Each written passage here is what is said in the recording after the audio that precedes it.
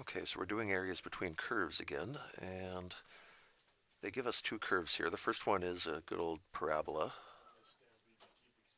Comes down, sorry. Bear with me a moment while I obsess over the shape of the parabola just a bit. That's a little better. Okay, so there's x squared, and our other function is just a flat line at 1. So, da da da da da da da da. Good. Okay, so there's our two curves, and they want the area that's between these curves and that's only in quadrant 1. So if they just said between these two curves, I would be taking all this area between the red and the blue, but they only want the quadrant 1 section, which means we are only doing this. So how do we set up an integral that'll make that happen?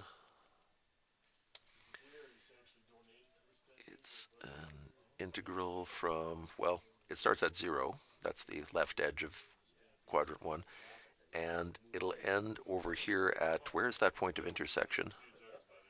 That would be where x squared equals 1. That's where these two curves are crossing. And that would mean x is either positive or negative 1. Positive 1 is on this side. That's going to be our upper bound. Negative 1 is irrelevant here because it isn't in quadrant 1. They've told us to ignore it. So, integral from 0 to 1 of the top of our rectangles is actually 1, the g of x, and the bottom of our rectangles is the x squared section.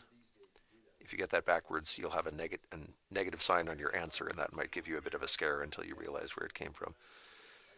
So if we antiderivative this, the antiderivative of 1 is x. The antiderivative of minus x squared is minus 1/3 x cubed. And we're doing that from 0 to 1. So if you plug 1 into it, you get 1 minus 1/3. If you plug 0 into these, they both vanish and we just get 0. 1 minus 1/3 is 2/3. That would be the area between those two curves.